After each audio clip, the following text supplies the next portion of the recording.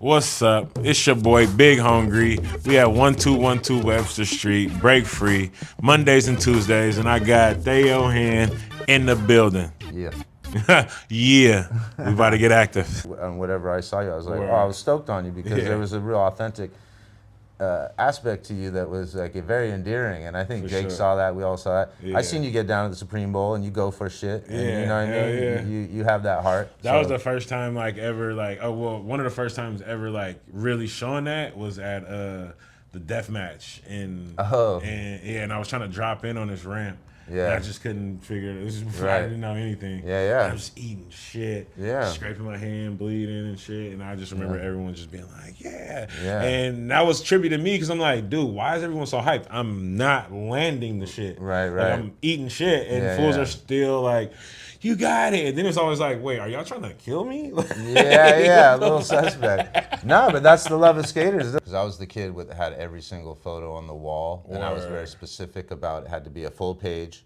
It was the best shot in the magazine, and I would place them, no space between them, to my room. You know, a lot of kids have this story, but the whole room is covered with your favorite photos. Word. So I'd stare at them, and I'd always wonder like how they get shoot that lighting and all this. So my goal was to, not that I would never thought it'd be the best, but my goal was to be as good or to do what they did. Because I was like, if I could do what they did, Word. I'd be the most happiest person in the world. So I would study that. I'd get that's the crux of a lot of anything creative, right? Like, Yeah. there's somebody who loves a favorite musician, like, oh, grew up listening to James Brown. Yeah. Well, Prince we or had whatever, James Brown in our neighborhood, which was Gabe Morford. Yeah. He was far and away the best photographer. You know what I mean? That's hella funny. James Brown, Morford, boy, yeah. Gabe Blue. Because that's He was everything. In Marin, there was nobody like him. Just step into that, huh? He had a cool camera. He would shoot photos of every kid in Marin. And then he had a slideshow in San Anselmo Rec Center. Whoa. And he was straight edge at the time. We were pretty young. Somehow he'd get a keg, he'd sneak it in the back. It was one of those scenes. Yeah. But all of Marin skaters would be there and waiting for their photo to show up in the slideshow because he had shot everybody in Marin. So he's very legendary even when we were little kids. I don't know if he was shooting for magazines yet. Somewhere around that time, he started getting in there. But dude, that's so trip. Thanks for sharing that little nugget. Yeah. Because Gabe is my favorite photographer, you know? Yeah. But then the older I get, it's hard to just say one favorite, you know what I mean? Because Burnout's got some badass photos. Joe Brooks got photos of homies that's hella close, you know what I mean? Yeah. But Gabe just has some of those shots that I'm just like, oh God, I would have loved to do to be there. Yeah. But then Tobin has some of those shots as well. Yeah. And being, I don't know how I found out about the FTC show because I just love going to skate shop art shows or whatever. But going there and seeing all the photos you had, I was like, wait, this motherfucker was here too, you know what I mean? And then it starts to unfold, and then homies that I know like Russ, you know what I mean? It's like, I start to realize, oh, people actually that I know and hold dearly know this dude too, you know what I mean? Yeah. So it starts right coming on. together, and I remember that photo of Phil that you had at the contest at the one that they used to do in the city. I think back to the city. Back to the City. I'm horrible with names, but yeah, it was in kind of a pit a little bit, and they had a fence blocking it, but then they put a ramp from one side, and then the ramp that they land on wasn't even a ramp. It was a launch ramp turned the other way. Yeah. So it was like a sketchy landing. It was like a bank. It looked like some weird kind of bank. Yeah. And I thought it was cars. It was. So there's two photos. Okay, see, it trips me out because the style, the photo, everything matches up to where you can think if you're not paying attention, you think it's the same person. I didn't know it was two photos until I started going through the archives to do the show. That's a trip. And I'm looking, and it's two frames side by side. So it's a contest. So Cardiel went over it, and then probably soon after, Phil did it. Okay. And it's from the angle, it's kind of far away, but until you look at a loop and you're looking at the boards, and you're like, this is not the same thing. And that's crazy. I got an almost identical photo of Cardiel and Phil. Bro. And so trippy. So that tripped me out because I had no idea all these years, 20 years later, I didn't even know I had the photo. So a lot of the stuff is just kind of sit in a drawer and forgotten about. But in those moments is the moments why I'm like, I love this shit. You okay, feel me? Because it's those little nuggets that you have to care about it enough to even find that. Right. And so when you find it, it doesn't even really matter to no one else, and that's low key the beauty of it. Yeah. No one can go and say like, "Oh, this," it's just it's untainted because it's just something that you're like, "Damn, oh, you found that out? Oh, like cool, like just put that in the pocket." You know what I mean? Like that's another rad thing that's cool about this activity that we love to do. You know, and like that's definitely what I like to exemplify from the shop or whenever we do a show. Or even doing this is to like show like, yo, like skateboarders are able to do a lot. You know? And I feel like. For you to even want to get into skateboarding, you got this sort of edge about you off tops, you know? To want to be around skaters, to want to like jump on the rail, to you know what I mean? And like that's even though how popular it is, it's still like a small percentage of people in the world, you know? And I feel like that kind of tenacity and inquisition and creativeness is like needed in the world on multiple aspects, you know what I mean? You can figure out the personality types as far as skater, not skater, real fast. Because if you slam and you're like, I'm done, you're not a skater. But if you slam and you're like, oh, you get up and you're like, I got to figure this out, you're a skater. So, you know what I mean? Like, you take the hit and want some more, you're a skater. Straight up. And then, like, and so what does that say about that person, you know? Determined and just like ready to take a slam and bounce right back up. If you love it, you'll do anything to get to that point. Whatever that thing is, you need to land, or for me shooting a photo, that was like, I was around so many good skaters. I might have said this before, but everybody around me was so good. Word. It was like, and not a lot of photographers, so I definitely felt the need to like figure this out and get good. And I saw Gabe right next to me, and he was the best. He was doing it. I met Tobin. He was my favorite. I found out later that half the photos on my wall were Tobin's. Shit. So that was like, fanning out and then becoming friends with the people you're fanning out. Buying your first camera from him. It was magical. Nothing matches up with that. Yeah. And it's only something that you're expressing it now and it's cool, but like that's the shit that that keeps the industry going, I think. Yeah. For sure. And you were saying before, like, but I was thinking about all the photos that I'd forgotten about. And the reason is not because I didn't care about it, is because we were living so much in the moment that we were just shooting, skating. A couple things got published. You put that aside, but you just keep going.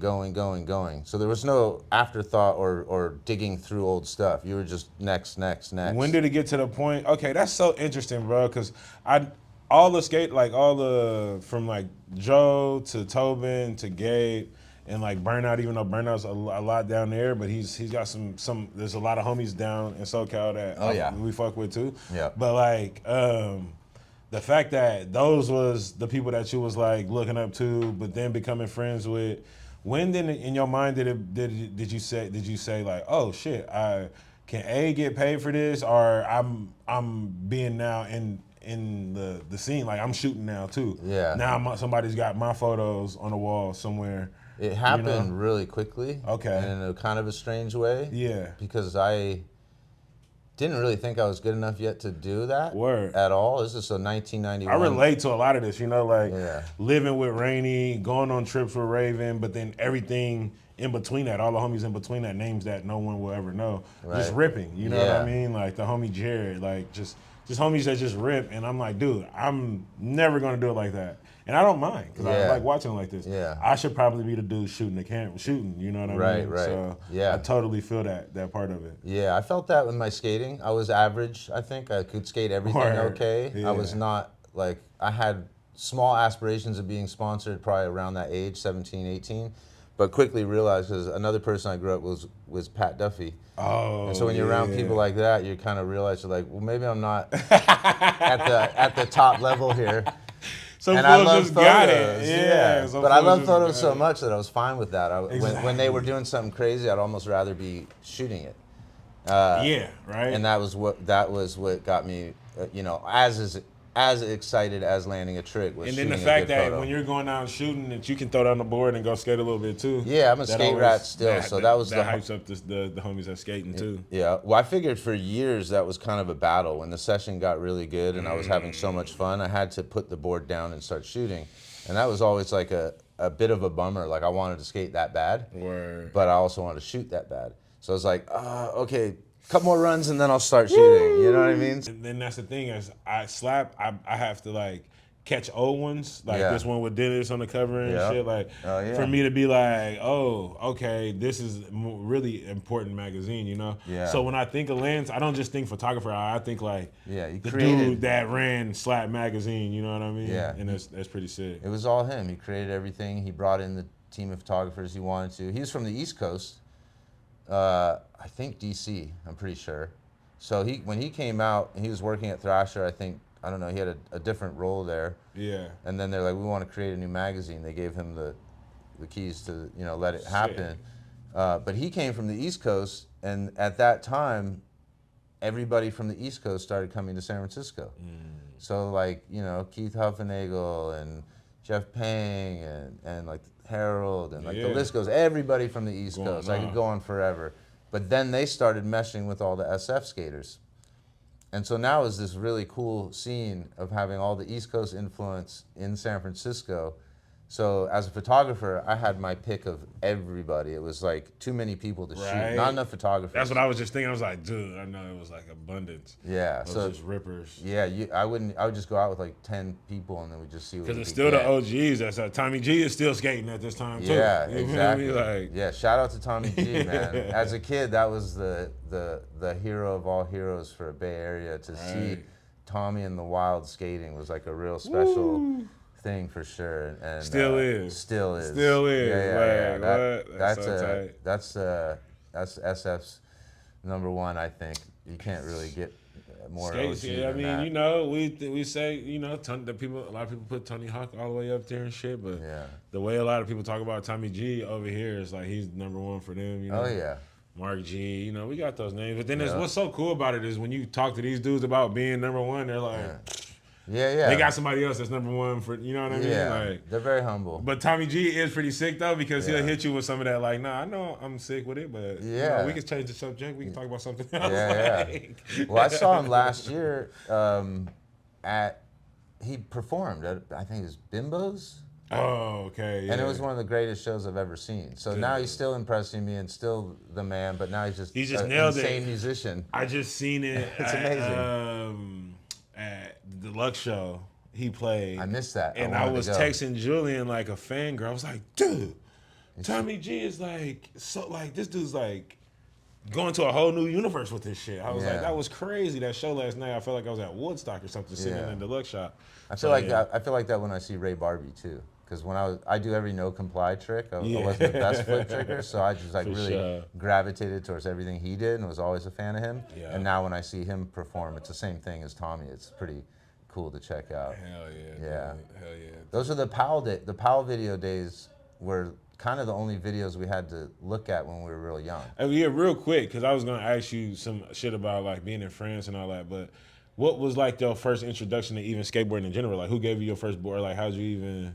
I think just probably like 7 or 8 years old. Okay. And it was probably just a little shitty plastic or a Toys R Us board. And then I was obsessed with everything. So any sport, skateboarding, so I did everything.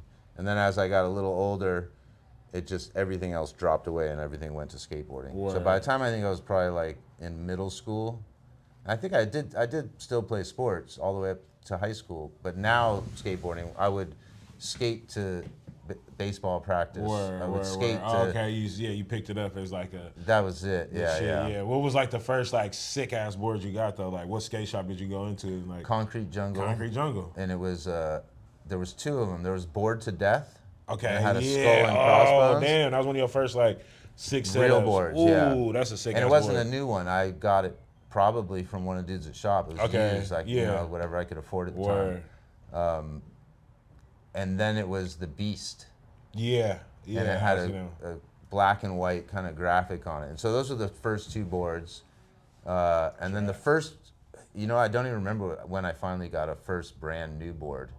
But I think at that time, I think there was friends at that time who were sponsored. So our first new boards were like just our homies that had the the boards hookup. and was just lacing it up. Yeah, so that's what's up. You know, we That pretty stoked about that. That economy never changes. You know what I mean? Like, yeah, you figure out how to get your first board, and you buy a board, and then you're in it long enough to where you start getting some free Chad shit. Vaught. Okay. 8th Street days. Yeah. Because he was one of the first dudes that I met. Because he was friends with Aaron Vincent and Noah Slaznick. So you meeting those dudes up here?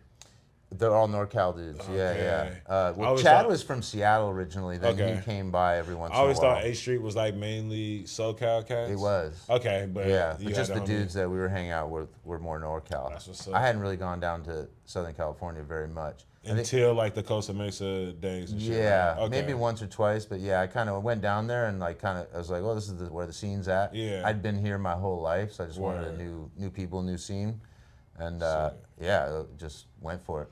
Yeah, man. And then being in France is how you linked Ali Boulala? No, again, so in the Costa Mesa days, of Warner Street time, you might have heard of that, where there was a street, Warner Street in Huntington Beach. That's where like all the homies Greco, stayed. Ali, Reynolds, Scotty Kobelman, and like all these dudes would just lurk out at this apartment. I think it might be 2 apartments that they had. And that was the party house. Everybody would hang out there. So I knew Ali from that. 2003 was the 10-year mark. And I was thinking, okay, I'm not like, this isn't like a successful career path unless you're like a select few of people who are like dialed in with the bigger companies. But also beyond that, I wanted new subjects. So I wanted to shoot documentary films. I wanted to work on TV, movies. Anything I could get my hands on that was stuff that I liked that wasn't necessarily involved with skating. Got you. And so I did that for the next 10 years in LA, but I would overlap with skating. So I would work at Comedy Central at night. I had a job filming there. I'd work gigs for HBO and Capitol Records, and so all these different little things. Crazy documentaries for HBO? Yeah, we did the Michael Buffer. The Let's Get Ready to Rumble. Oh, I don't even know if I can say that because he has it copywritten. You might want to bleep that. Oh, you can't even say Let's Get Ready to I'm sure it's whatever. Maybe on TV, But he has that phrase copywritten. Oh. And I went to his house and we filmed him all day. So stuff like that was super fun. And what was up with that dude? Oh, he's the coolest guy. He's just chilling. Yeah, he's amazing. Does he just put that voice on ever and just start talking like that? No, I mean a little bit, but that's his voice. Kind of natural, right? Yeah. And then I think the story later is on a side note because we were at a lot of UFC events hanging out with Bruce Buffer. Okay. I think they found out they were brothers like later on in life. Whoa. So it's like a weird story there. That's a trip. Can't remember it all, but that's a trip. Yeah, worked on some cool documentaries. Sly and the Family Stone, because they're from the Bay Area. Yep. My friends in LA that were actors wanted to do a documentary on that. Oh, tight. It took them like 10 years because they had to get rights to all the music. But it finally came out. Okay. On the Sly, Search for the Family Stone. I'm gonna check that out. I think it is. So stuff like that because I love Sly and the Family Stone. Yeah. And so when I got a chance to work on that, I was over the moon because I was like, I listened to that cassette on repeat. So would you say skateboarding catapulted you into the production field? Oh yeah, like because we just constantly like skating, you want to constantly evolve and getting better or diversify, or if you get sick of doing slappy grinds, you want to maybe skate something else for a while. That's kind of how I saw photography. Yeah, because I try to like I go back and forth in my head about like trying to compare apples and oranges, like asking someone, what would you have done 20 years different? It was like, either you're running a business or you're working for a business, but if you're running a business, you're working right while running that business, and then you got to pay someone to work for you. Like either way, the money is like you need it there to make. Like you said it earlier about like the money just make sure that we can keep doing this shit at the end of the day. So like I guess I'm just thinking like do you think there's a difference in like being like a select like name in the industry versus just going and just like finding jobs? You know what I mean? Like either way, Yeah. I mean, obviously celebrity status is like rad, right? Yeah. But like for photographers, I don't know. I'm always interested in the wildest characters. Word. And whether they're famous or not doesn't matter to me. True. So I'm just attracted, and being a photographer is to being next to characters, Gotcha. to people who are like, they got something different, or Straight something's up. appealing, and whether they're a homeless dude or a celebrity dude, they got Yeah. something about them that I want to capture and translate in a photo, that vibe or whatever they have. Word. And so that's that's why I was always wanting to hang out with the wildest, the craziest, the most far out. That was all I wanted to be around. That's right. So, and I felt like I was pretty normal and boring in a way. So it was almost like, I almost felt like I can get something interesting off of hanging out with these people, because they got something special, and I don't know what it is, but it's attractive to me. So to document all that is just like, I don't know. That's just like it's like a magnetism. You're just like, you go towards like the wildest characters, and in skateboarding, that's all we have. Straight up. I mean, we're full of. That's all we are. That's all it is. It's just the wildest motherfuckers. Yeah. Yeah. So it's perfect. Yeah. And now back in the Bay, catching slappies. Yeah, exactly. And just working, doing your like production company stuff. Well, I did the 10-year thing. So 10 years Slap, 10 years LA, doing that world. Yeah. And then I wanted to come back. I hadn't been here for so long, so I came and I had rented a house in the Outer Mission. Got you. And just to kind of see the vibe. I was like, all right, cool. My family's still up in the Bay Area. Yeah.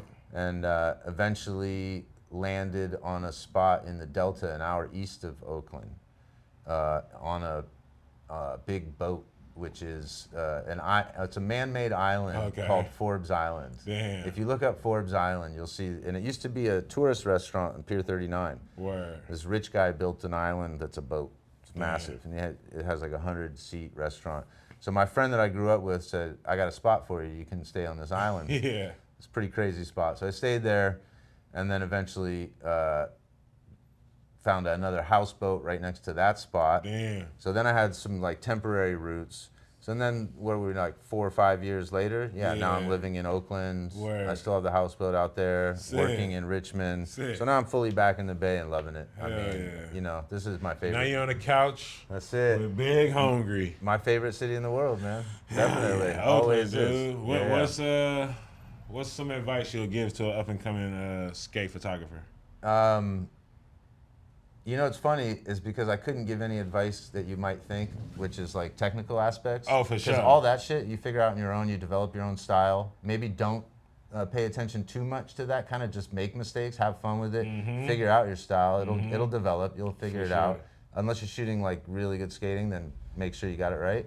That's something that's number one. That's something that I struggled with, because once I got to the point where I'm like, oh, okay, people kind of will take me on a trip with them, but I'm like, I don't even got lights and shit, so I kind of like will talk myself out of it sometimes. I like shooting available light and just shooting with the homies and shit. But that's subjective though, because don't fuck up, meaning, don't leave your lens cap on. Don't. If you get an image and it looks good and you like it, it's great. It's not going to be like other stuff. Don't compare yourself to other people. If you like it, it's a great shot. I always say that. But the only advice I could really give to somebody, advice that I wish somebody gave to me when I was younger, learn the business. This is a business, and if you want to do what you love, you got to make money at it. True. And learning the business aspect, whatever that means, like how to minimize your workflow and get stuff out, and whatever it is, whatever business aspect it is, learn that. Word. Because the art will always be there. Word. You're an artist. That's what your passion is. You're a photographer. You're a painter. You're a skater. That's art. True. But if you want to do it at a level to where you're getting paid, you have to learn the business aspect of it, and that's so important. And that could mean anything to anybody, but dive into that knowledge so that when you are in that position to sell photos or sell your art, you're not getting taken advantage of, because people will take advantage of you. And you're setting yourself up to be able to like keep doing it. Yeah. You know what I mean? Know your worth and make it. Yeah. And know where you're at. If you're new on the game, you might want to do a couple freebies to kind of get your foot in the door. Word. But don't make that a thing that people can be like, oh, he gives us free photos. Like, you got to watch that. Gotta watch that. Because business people will see that and say, oh, this is a good business for me. I'm getting a free thing, and promoting my company. So learn the business. That's my advice, man. Yeah. Because I mean, it's kind of some conversations I be wanting to have with some of the little homies too. But it's like, as much as you promoting something, this also is a business. Every time you tagging it, somebody's clicking that, and that's a click that's adding to their revenue. That's later down the line is gonna add to a shirt, buy somebody something. So Yeah. And actually, one other thing: when you do get your style and you do get good, don't settle with that, man. But yeah, Ali came from Finland. Okay. Finland, I think, and he was hooking up with not hooking up with, but he's living with Greco. Okay, I got you. Yeah. And they were on some like wild times, and that's when they started getting all that funky gear on and wearing the tight jeans and all that. So that's why you got some of those photos just behind the scenes, or just like chilling in the house with the homies. If you look at the first, there's a scene in the first Thrasher video. I think it's the first one where they're dancing in their apartment with some crazy gear with some girls. But if you watch that, you might get a glimpse of like that. And people know that was some pretty wild times. But yeah, I have probably about like 50 rolls of film from that era that have yet to see the day of light. Yeah, so I got a bunch of rolls like that too. That's just sitting that I'm, and I bring them out and develop them over time. Yeah. But then I like dropping more rolls into that pile. Yeah. And then like, I'll get to it when I get to it. Honestly, I need a better slide scanner because it takes so much time. Oh yeah, you got slide. I just got regular. 35 millimeter. Yeah. But it takes too much time. So. How long was you in France for? For a year and a half, about. Oh, bro, maybe you could do this too, because I seen they did it in the Jankum video. Oh yeah. But when they talking about that damn, when you talking about the jump with Tom Penny, bro, that's crazy. Yeah, he's just like out chilling, and then Tom just jumps from that. Well, Salvador Dali lives on the other side of the street. So there's some energy over there in Cadaqués, Spain. Right? Yeah, there's some energy there for people to just be jumping on it. I wonder how. It's like when you go. It's no different than going to a set of stairs and being like, yeah, I think I can make that, and you might even run and jump to see if it's like doable. But that wasn't no set of stairs. Like, no, I know, but he just eyed it up. That mindset, he eyed it up, because the way he eyed it up and landed it was like how he probably would eye up and land the first tee. I mean, he came up short. He was definitely off. Yeah, but it was enough. Yeah, for real. Well, nobody was really paying attention. We were kind of just on the rocks, just checking out the scene. And then I hear out of the corner mirror, I think I can make it. And he's like, film this. And I was like, okay. And that's a trip. I didn't think he was going to just go for it that fast, but he did it. Yeah. But I want to set the record straight for that, because I posted that video, and the comments are amazing. They go off in left field and they start talking about like what injuries he had and all these things. Shit.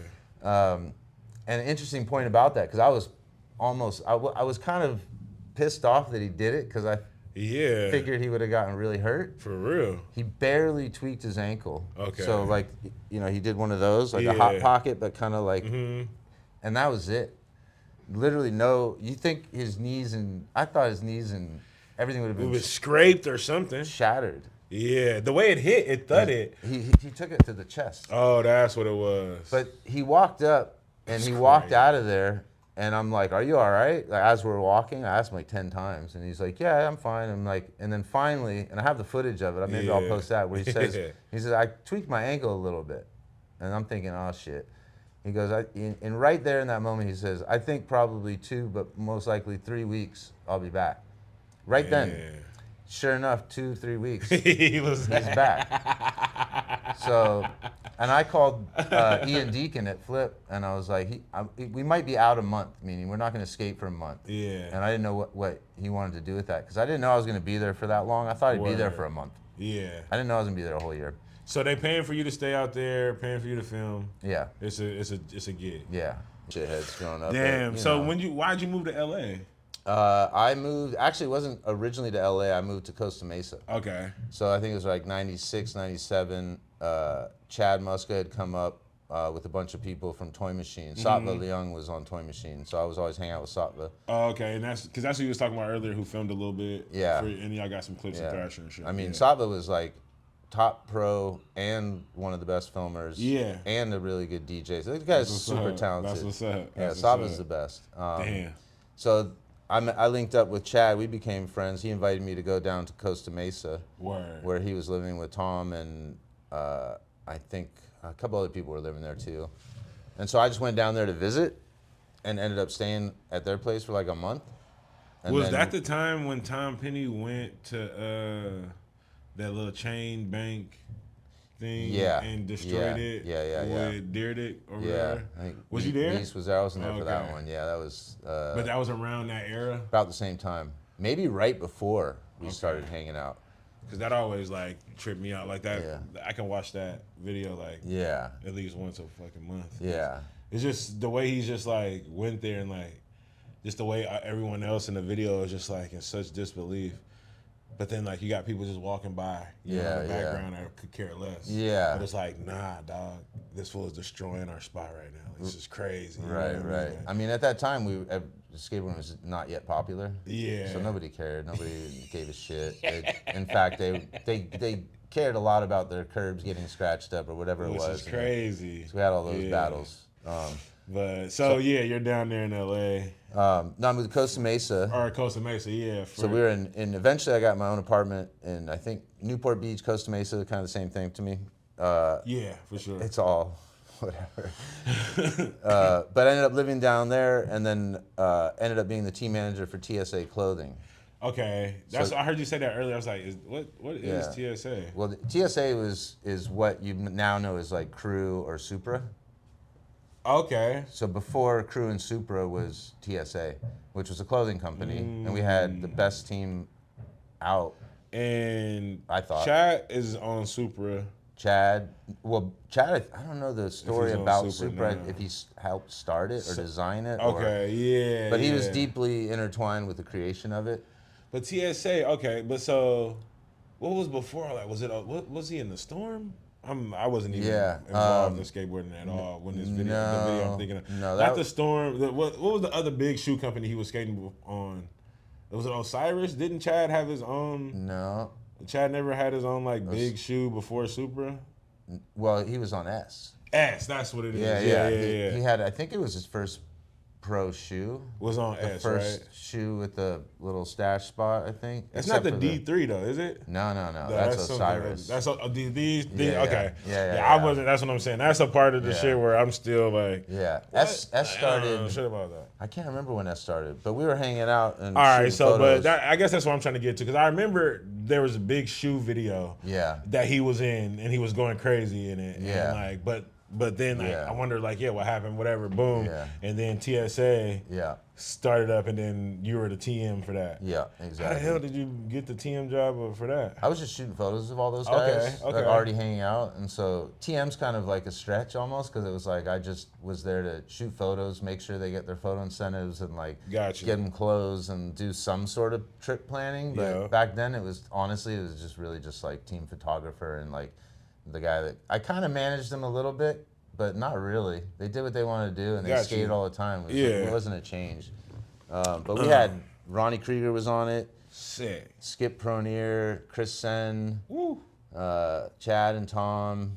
There's a bunch of others, but you can look up the team list. But it was a pretty heavy-hitting team. Okay. And we were always doing cool shit. So that was fun. That was 96, 97, 98, around there. And then... At this point, Tom had left, gone back to France. Word. And he'd been gone for a year or so. Okay. And that's why I said they wanted to film the flip video. Okay. And so Tom knew me, and he says, "So send Theo out and film." And so I just moved out to France and was just like fucking with it like that. Yeah. Well, so did TSA just like go that like it just dissolved or?